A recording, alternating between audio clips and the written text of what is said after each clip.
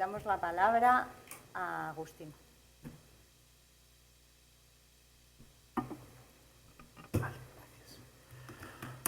Bueno, buenas tardes a todos. Cuando nos dijeron que teníamos que dar aquí una pequeña charla a la gente, pues empecé a pensar qué os podría interesar conocer de las cosas que hacemos, si realmente os interesaba conocer la actividad que realizamos, que es una cosa relativamente sencilla de conocer, porque en cuanto entres en cualquier página veis que hace cualquier club deportivo.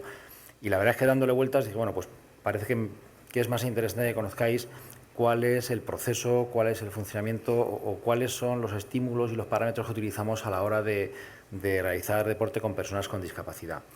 Aunque parte de las cosas que se han comentado o que voy a comentar aquí ya las han comentado anteriormente tanto Miguel como Javier, bueno, voy a hacer hincapié en ellas para que veáis una visión que a lo mejor no es la de una federación de personas con discapacidad ni la de un comité paralímpico, sino la de un club deportivo. La mayoría de las cosas que os voy a comentar son de perogrullo, es decir, son de sentido común. Es decir, hablar de ética y de inclusión es algo que yo creo que cualquiera de vosotros, si quisiera hacer esta presentación, os pondríais aquí y diríais lo mismo que yo. Si os preguntara ahora qué es para vosotros la ética o qué es para vosotros la inclusión social o la inclusión deportiva, pues está claro que solo las dos palabras prácticamente lo definen. Pero sí es verdad que hay una serie de comportamientos en las personas con discapacidad que tenemos que intentar nosotros matizar, mejorar y, sobre todo, darles la importancia que tienen en cada uno de los momentos de su vida deportiva.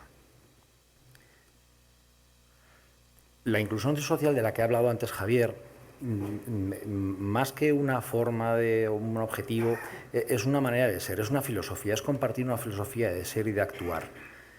Y además de relacionarse con los demás. Habitualmente, la inmensa mayoría de los espacios en los que nos movemos suelen ser no inclusivos, suelen ser exclusivos. Por mucho que pensemos que la gente está ya concienciada de que la inclusión es una cosa necesaria, la mayoría de los espacios en los que nos movemos son exclusivos. Nos excluyen por un montón de cuestiones. No solo la discapacidad es una de ellas, pero hay muchos otros motivos. Si veis ahí, bueno, pues puede ser por una discapacidad física o psíquica, o por un color de piel, o por una religión. Hay un montón de cuestiones por las cuales nos pueden excluir en estos momentos.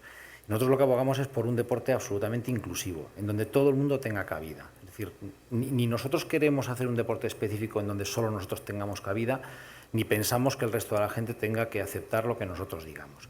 Tenéis que pensar que las federaciones deportivas, y luego os lo diré, las federaciones unideportivas, es decir, las federaciones de tenis, de natación, de fútbol, de baloncesto, son federaciones en donde las personas que se adscriben a ellas se adscriben por su situación de deportista, quieren hacer deporte en una federación. Cuando tú tienes una federación exclusiva de deportes para personas con discapacidad, la condición fundamental que hay que tener es ser persona con discapacidad, no la de ser deportista, esa es secundaria. Primero tienes que ser persona con discapacidad y luego deportista, lo cual ya merma muchísimas las posibilidades de la gente que está en una federación de deportes exclusivos. Si cualquiera de vosotros queréis hacer deporte, con ir a la federación de tenis, apuntaros y pagar una ficha, podéis empezar inmediatamente a hacer deporte. Si queréis hacerlo en baloncesto, que conformar un equipo de 8 o 10 y empezar a jugar, no hay ningún otro problema. Pero las personas con discapacidad lo primero que tienen que hacer para jugar en su federación es eso, tener discapacidad. Ese es el leitmotiv por lo que tenemos una federación para personas con discapacidad. Y tiene además la discapacidad intelectual un segundo hándicap, y es las federaciones unideportivas normalmente están dirigidas, gestionadas, organizadas, arbitradas por personas, entre comillas, normales.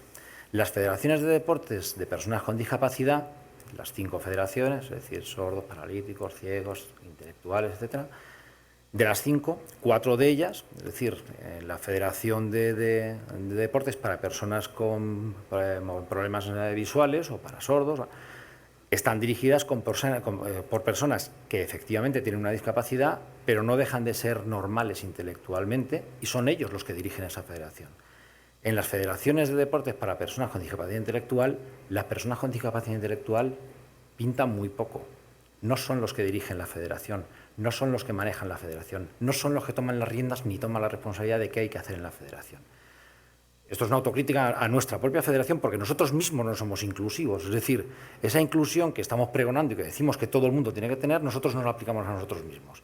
Y las personas con discapacidad, que deberían ser los gestores de la situación, los componentes de la junta directiva, los componentes de las asambleas y los que manejaran el cotarro, realmente no lo están haciendo, porque nuestra propia federación no es inclusiva. Vaya por delante para que sepamos dónde estamos. Y esto os lo han comentado también, todas las personas deben disfrutar de las mismas oportunidades. Hemos puesto ahí 9 ejemplos, pero vamos. Y eso supone que las personas con discapacidad deben formar parte de la sociedad. Por eso os decía, forman parte de toda la sociedad, pero de su propia sociedad, que es su propia federación, resulta que prácticamente no forman parte. ¿Cuál es la participación de las personas con discapacidad en la Asamblea General de la Federación Madrileña? Pues no sé si hay una o dos personas de 40 o de 50. ¿Cuántas personas con discapacidad intelectual están en la Junta Directiva? Pues creo que ninguna. ¿Cuántas personas con discapacidad intelectual están en la comisión delegada? Es decir, si forman parte real de la sociedad, ¿por qué justo en el lugar donde deberían estar, porque además les obligamos a tener discapacidad para poder participar en la federación, por qué no pueden formar realmente parte de esa federación?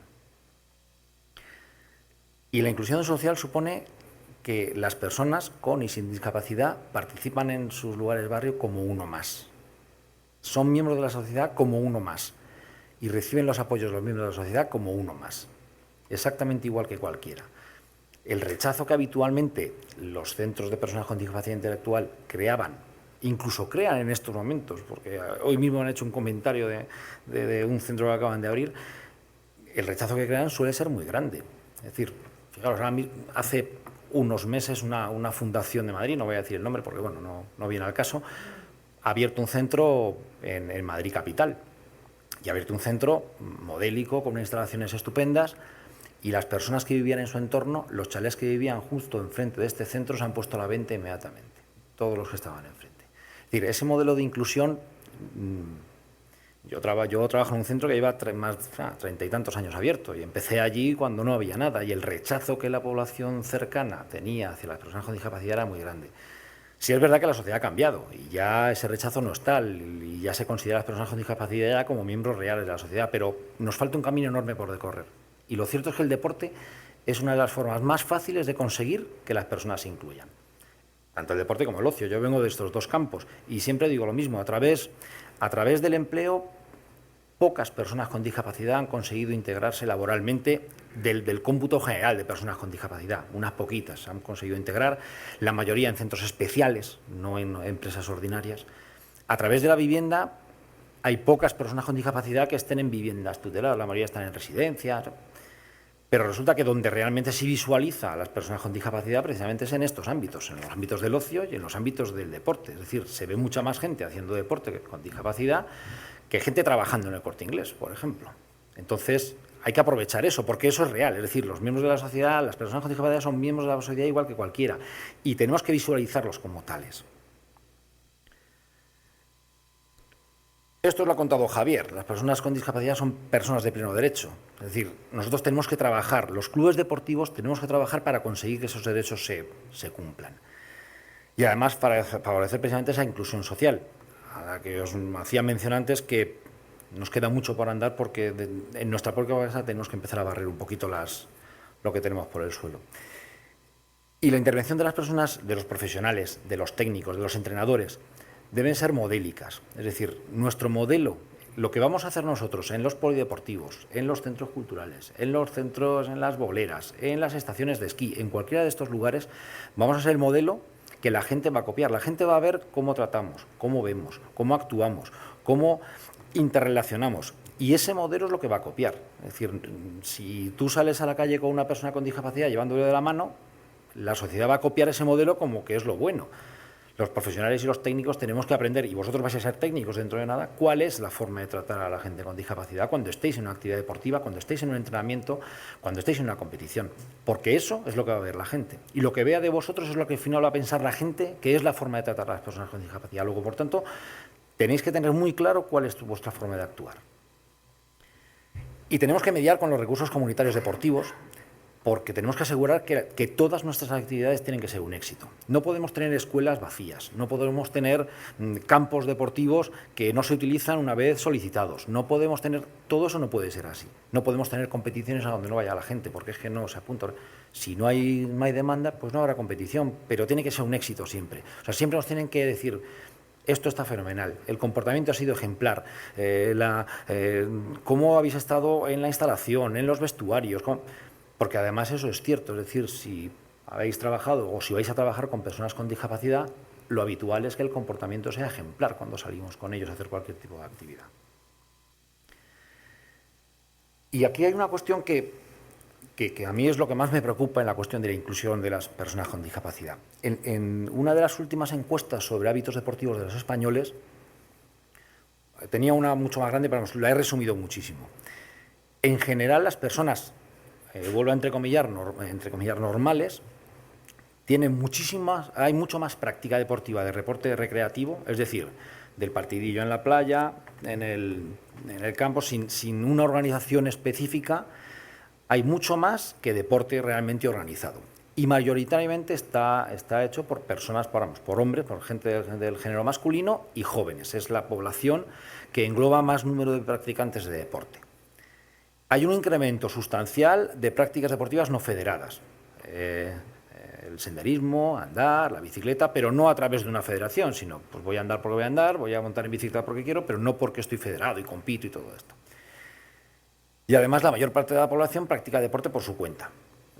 Que esto no quiere decir que no sea, es decir, ir a un gimnasio y tener un entrenador personal que te hace las cosas no es no hacer deporte, haces deporte, pero no lo hace porque quiera llegar a no sé, a un concurso de vigorexia de estas no, sino porque quiero hacer deporte. Y en cambio las personas con discapacidad intelectual tienen un gran problema, y es que la mayor práctica deportiva que tiene está ligada siempre a instituciones, asociaciones o clubes deportivos. Es decir, ya os digo, llevo 30 años en este campo y conozco muy poca gente con discapacidad intelectual, conozco algunos, pero muy pocos que realicen actividad deportiva que no esté organizada por algún club, alguna federación, alguna asociación. Es decir, que lleguen un día y con 4 amigos o con 10 amigos digan vamos a jugar un partido esta tarde de baloncesto. Conozco poca gente que haga eso. La mayoría, ¿qué es lo que hacen? Hacer las actividades que cada uno de los clubes organiza, prepara. Es decir, están en estos momentos muy encajonados en una parte del deporte que justo la población normal no es la que hace. La población normal mayoritariamente lo que hace es quedar con los amiguetes para jugar, ir al gimnasio, echarse una partida de bolos o jugar un partido en la playa, y en cambio la gente con discapacidad intelectual es justo lo contrario. Para poder hacer deporte tiene que depender de una asociación, un club deportivo, una federación. Y esto hay que cambiarlo. Es decir, primero porque la sociedad va en esa línea, y segundo porque si lo que queremos es un ocio inclusivo, un deporte inclusivo, el deporte inclusivo lo supone es hacer lo mismo que los demás. Si los demás hacen gimnasio, hacen bolera o juegan en la playa, las personas con discapacidad deberíamos hacer lo mismo, o deberían hacer lo mismo. Por lo tanto, aun a pesar de que vosotros vais a ser monitores deportivos para personas con discapacidad, tenéis que mentalizaros que uno de los objetivos del deporte es conseguir que el deporte deje de estar organizado por las personas que no son las personas con discapacidad. Hasta ahora, nosotros, personas sin discapacidad, somos los que habitualmente les organizamos el deporte a ellos. Vamos a empezar a practicar un poco la autodeterminación, que su capacidad de decisión sea lo suficientemente amplia como para que ellos tomen la decisión de qué deporte quiero hacer, cuándo, con quién, dónde y cómo. No, los martes tienes piscina a las 11 o los jueves tienes baloncesto a las 6, porque es que la escuela es así o es que el club lo organiza de esta manera. No sé, es que yo quiero jugar al baloncesto los martes por la tarde con mis amigos o los domingos por la mañana.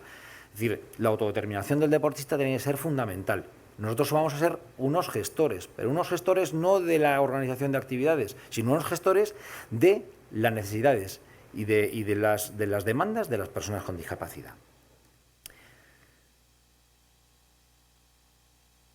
Esto es la misma, ¿no? Bueno, ¿cuál es la razón o cuáles son algunas de las razones por las cuales ocurre esto? Lo primero, por el sistema asociativo. El sistema asociativo, las asociaciones de personas con discapacidad han, digamos, cogido el deporte como una de las partes fundamentales del desarrollo de las personas, lo cual está muy bien. Es decir, es lógico, las personas con discapacidad no han tenido posibilidad de desarrollar cada uno de los objetivos que ellos han planteado en su vida. Entonces, el sistema asociativo, las federaciones, las confederaciones, todo el movimiento asociativo ha dicho, oye, tenemos que hacernos cargo de esto porque las personas con discapacidad per se no lo pueden hacer. Pero esto es perverso, es decir, es perverso pensar que solo el sistema asociativo va a ser capaz, porque eso lo que hacemos es limitar la capacidad de las personas. Tenemos que cambiar un poco también el chip. También el tema de la competición y recompensa. Es decir, históricamente las personas con discapacidad estaban acostumbradas a hacer deporte, juntarse un día, hacer una competición, recibir una medalla e irse muy contentos a su casa porque les habían dado una medalla porque habían hecho una cosa. Y eso lo que fomenta es, yo quiero competir, aunque no pueda competir, porque lo que quiero es la medalla. Y nosotros hemos fomentado, las federaciones, las organizaciones, las asociaciones, venga medalla, venga otra medalla, venga, no sé qué, y tienes una colección de 50 medallas cuando realmente no es una situación real. Una medalla participativa, conmemorativa, etcétera, etcétera, pero eso al final parecía que esa recompensa era el objetivo del deportista. El objetivo no era hacer deporte, sino conseguir una recompensa 2 meses después en una competición. El tema de la seguridad, evidentemente las asociaciones, las familias ven mucho más seguro que una entidad, un club deportivo, coja a su hijo, a su primo, a su hermano y lo lleve a una actividad y lo lleve a la piscina y esté con ellos en una calle para ellos solos con un monitor. Eso es mucho más seguro que el que mi hijo o mi hermano tenga que ir solo a un polideportivo, a una calle en donde está nadando gente que puede ser de su entorno o no, o de su sector o no, o de su edad o no, y resulta que, claro, eso a mí me da un poquito de miedo a las personas, a las familias y a las entidades. La autodeterminación, ¿por qué esto no ha llegado? Pues porque no les dejamos elegir, si es que no les dejamos hacer lo que quieren. Eso es la realidad. Aquí, en el deporte, en el ocio y en muchas otras cosas. No les dejamos hacer lo que quieren. Nosotros, querramos o no, los centros, las asociaciones y los clubes deportivos nos estamos retroalimentando de los deportistas. Es decir, yo no quiero que ningún deportista mío se vaya a otro sitio porque yo alimento mi club de tener todos esos deportistas. Si yo a lo mejor lo que hago es trabajar mucho más su autodeterminación, a lo mejor hay 8, 10, 5 o 4 deportistas que dejan de estar con mi club. Y claro, eso me cuesta perder deportistas. Son licencias menos, son menos subvenciones, son menos actividades. Todo eso tenemos que olvidarnos. Es decir, que es un esfuerzo muy grande. O sea, vamos a tener que pensar que la situación no es la que teníamos hasta ahora, que a lo mejor en lugar de X deportistas tenemos a uno menos, pero os lo decía Javier, el programa Cruce de Caminos ha conseguido que un determinado número de deportistas resulta que estén ya integrados en determinadas escuelas exactamente igual que el resto de la gente. Y esos deportistas que anteriormente estaban haciendo deporte con clubes deportivos y con asociaciones, ahora abandonan sus asociaciones y clubes deportivos y ahora toman sus propias decisiones sobre su futuro deportivo. Y por último, los apoyos. Los apoyos también han sido importantes para que no se pueda llegar a esa autodeterminación. Si todas las personas o una gran mayoría de personas con discapacidad intelectual para poder desarrollar un deporte necesitan un apoyo externo, ¿quién le va a prestar ese apoyo externo mejor que no sea una asociación o un club deportivo? Pues si somos los expertos se lo prestaremos nosotros. También hay que romper con ese tabú. Es decir, los apoyos, está absolutamente comprobado en todo el movimiento asociativo que cuanto más autodeterminación, cuanto más independencia y cuanto más autonomía tiene una persona, los apoyos son inferiores. Eso aquí, en la vivienda, en el trabajo, en todos los sitios. Cuanto más apoyos das, menos independiente es una persona. Cuanto menos apoyos das, la persona es que, aunque solo sea por ley de vida y aunque solo sea por autosuficiencia, tiene que empezar a vivir su vida por sí mismo. Y las perspectivas, que antes también las comentaba Miguel, es que no sabemos qué vamos a hacer. ¿Nos vamos a incluir en federaciones unideportivas? ¿Tendremos federaciones de deportes adaptados? ¿Solo federación de deportes para personas con discapacidad? Eso no sabemos qué vamos a hacer. La idea, bueno, pues ya Miguel os ha estado una hora diciendo cuáles son las perspectivas, pero a mí de todas ellas lo que más me preocupa es el deporte recreativo, que es lo que no, es que las 3 puntos anteriores y todo lo que os ha comentado Miguel no lo toca. ¿Qué pasa con el deporte recreativo? ¿Qué pasa con el deporte no federado? ¿Qué pasa con el deporte fuera de los ámbitos del club? Eso, dentro de nuestras funciones, es fomentar ese tipo de deporte. Cada vez que la práctica sea más normalizada, como os decía antes, más, pues quiero hacer senderismo, pues hago senderismo, pues quiero montar en bici, pues voy a montar en bici. No ficha deportiva, licencia, seguro, reconocimiento médico, no sé qué. ¿Pero cuántos de vosotros hacéis reconocimientos médicos para hacer deporte mañana cuando salís de casa o para coger?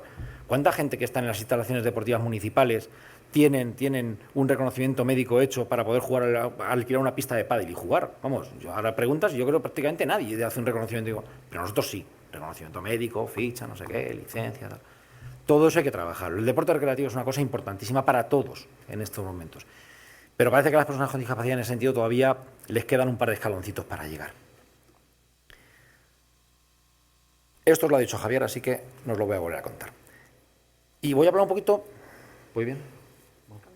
Vale. Un poquito de ética deportiva, de lo que nosotros como futuros entrenadores, como futuros técnicos deportivos tenemos que trabajar en la ética. El deporte no es solo hacer una práctica deportiva, el deporte no es solo jugar al fútbol, dar una patada a un balón o tirar un balón a una canasta.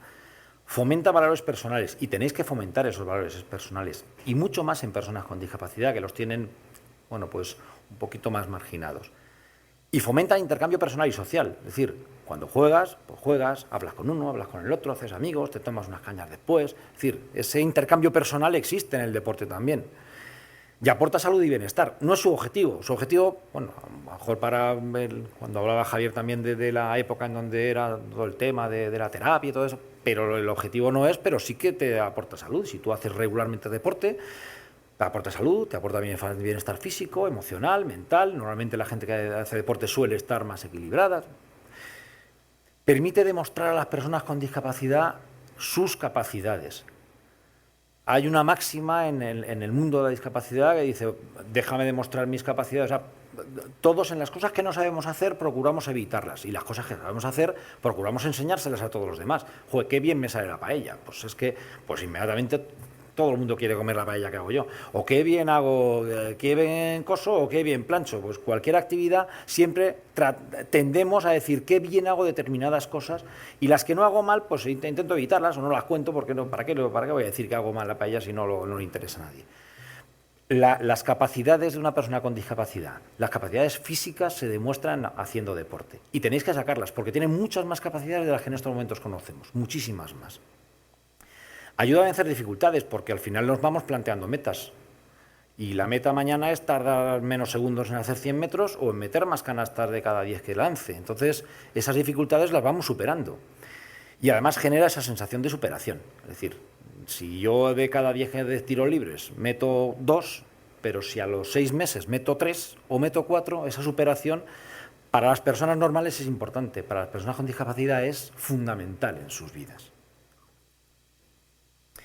Y hay un montón de agentes deportivos que tienen que practicar esa ética. La ética deportiva consiste en muchas cosas que ahora veremos, pero tenemos todas las instituciones y el Comité Paralímpico era uno, o la Dirección General de Deportes, que está aquí representada, pues también es otra.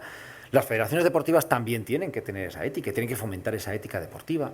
La prensa, que hace muchas veces mucho daño a la ética deportiva, mucho daño. Es decir, si vosotros cogéis las imágenes de televisión o cogéis un periódico, ¿cuántas veces sale en un periódico la foto de alguien ayudando a un compañero a levantarse o de alguien tirando un balón fuera porque hay un lesionado? ¿Y cuántas veces sale el cabezazo que le da no sé quién a no sé cuántos? ¿O cuántas veces sale el que se tira en el área porque cree que le han hecho un penalti? Vende mucho más en la prensa, y no es por criticar a la prensa, pero vende mucho más en la prensa ese tipo de actitudes que las actitudes éticas. Las de juego sucio venden más que el juego limpio y debería ser al revés. Los servicios médicos, deben ser éticos los servicios médicos y a veces no lo son. Y tenemos un montón de casos de servicios médicos que no han sido éticos en su actuación. Las asociaciones y los clubes deportivos deben ser éticos también y saber hasta dónde pueden llegar y qué podemos hacer. Los aficionados y bueno, y dentro de los clubes deportivos vosotros, como técnicos, tenéis que ser éticos en vuestra actuación. Los aficionados, los familiares, no hay que ganar por ganar. Es decir, lo famoso de lo importante es participar, del balón de Coubertin y todo eso. Es que eso es lo que hace, ese tipo de principios son los que tenéis que empezar a invocar cada vez que empecéis un entrenamiento. Siempre tenéis que decir lo mismo. Aquí lo importante es jugar, pasártelo bien, disfrutar. Si ganas, pues, joder, pues fenomenal. Y si pierdes, pues ¿qué le vamos a hacer? Pues saludas y hasta el próximo día. Y los deportistas son fundamentales, que su ética se mantenga. Hemos visto un montón de actuaciones, ya os decía, la prensa las suele elevar a la categoría, vamos, de noticia de primera plana, pero los deportistas tienen que ser éticos. Y la ética deportiva, que a veces habla de ética, de juego limpio, de deportividad, se mezclan los conceptos muchas veces, es un principio positivo, es decir, tenemos que hablar siempre de juego limpio. No de lo malo, es que tenemos que hablar de lo bueno y a los deportistas tenemos que hablarles de la parte buena del deporte, de lo bueno que es el deporte, no de lo malo que es el deporte, no de hacer las cosas mal, no enseñarse a tirar, no enseñarse a protestar, enseñarle justo lo contrario. No, al árbitro no se le protesta, que se equivoca, pues se equivoca, pero no se le protesta, no se le protesta. Tenemos que tener respeto a los agentes, a los árbitros, a los entrenadores, a los delegados, a los contrarios. Tenemos que tener un espíritu deportivo, un compromiso con el deporte y tenemos que servir de modelo. Y tenemos que evitar siempre las conductas desleales, a todos los niveles. La conducta desleal de un deportista no puede ser admitida. Las actitudes violentas, tanto físicas como verbales, tenemos que cortarlas. Eso luego os pondré un ejemplo, veamos, tenemos que evitar totalmente esas conductas. Los comportamientos insolidarios, no solo con los contrarios, sino con nosotros mismos. O sea, un deportista tiene que ser solidario consigo mismo, con su equipo, con el deporte que está practicando.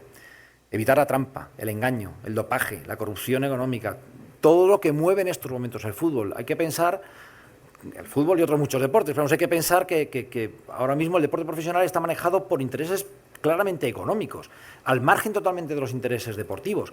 Pero esos deportes, el fútbol, el tenis, el ciclismo, son modelos para nuestros propios deportistas que al final acaban haciendo lo mismo que hacen los deportistas de élite. Siempre cuento el ejemplo, mi hijo jugaba cuando era pequeño al fútbol y tal, en campos de tierra y claro, en invierno eran absolutos barrizales. Y entonces, pues los jugadores, cuando les hacían una entrada, por muy fuerte que fuera, inmediatamente se levantaban y se ponían a correr. Cuando les pusieron la hierba artificial en el campo y ya no había un barrizal en donde se caían, cada vez que les tocaban, se retorcían por el campo durante un buen rato, porque claro, ya era una hierba en donde me podía caer. Cuando había un charco de barro, nadie caía en el charco de barro porque se levantaban rápidamente, pero ahora ya no, ahora ya hay hierba, ya sí que me puedo tirar. Ese comportamiento es un comportamiento desleal, es totalmente antideportivo. Eso tenemos que evitarlo a toda costa. Y por supuesto la xenofobia, que es lo último a llegar. Y tenemos que vincular el éxito con el juego limpio. Solo jugar limpio ya es un éxito. No solo hay que ganar. Si yo juego limpio, ya he ganado. Con eso ya es una ganancia lo que he hecho. Tengo que recompensar el juego limpio y luego lo veremos en cómo lo ha recompensado FEMADI. Con los puntos de ética deportiva, con los puntos por partido en función de la diferencia, la valoración de los puntos de ética en caso de empate. Todo eso en su día, FEAPS cuando tenía las ligas y ahora lo que es FEMADI, es lo que está planteando. Es decir, imaginaros una liga de fútbol española en donde todos los equipos partieran no con 0 puntos, sino con 30 puntos. Pero cada vez que un equipo recibiera una tarjeta amarilla se le quitara un punto. Y no dependiera la clasificación final exclusivamente de los goles que haya metido, los partidos que haya ganado, sino de cómo una persona ha respetado las reglas del juego y ha sido juego limpio. Veríamos cómo esos intereses económicos cambiarían rápidamente y dijeran, oye, el que le saquen una tarjeta amarilla, vamos, es que voy a acabar con él. Pero mientras eso no tenga tanta importancia porque el juego sucio se permite, pues resulta que no hay ningún problema, que sigamos jugando de esta manera, sigamos aprovechándonos nos tiramos en el área, hacemos faltas tácticas de estas, que eso es juego sucio, no es juego limpio. FEMADI en su día, o FEAPS en su día, lo que planteó fue: todos los equipos cuando empiezan una temporada empiezan con un determinado número de puntos. Y a medida que esos equipos dejan de tener ética deportiva en sus partidos, van perdiendo puntos. Ética deportiva en sanciones, incomparecencias, una serie de cuestiones. Y entonces, ¿qué pasa? Que todos los equipos dijeron, oye, parece que esto de la ética deportiva es una cosa importante. El juego limpio es una cosa más importante que ganar. El juego dentro de niveles, porque sabéis que en el deporte adaptado hay niveles, es muy importante, porque si yo gano por más de X goles, porque tengo una diferencia abismal con el equipo contrario y lo estoy humillando desde el minuto 1, me da muchos menos puntos que si hago un partido equilibrado y pongo a jugadores que puedan jugar más o menos al mismo nivel. Y además, si hay empate, si al final de la liga yo termino con 20 puntos y este termina con 20 puntos, no va a ganar el que más goles ha metido, el que más diferencia, va a ganar el que éticamente mejor esté posicionado. Es decir, yo creo que si eso se trasladara a otros ámbitos deportivos, de verdad que nos cambiaría muchísimo la mentalidad del deporte. Y bueno, pues me he excedido, como he visto, mucho en el tiempo, pero bueno, espero haberos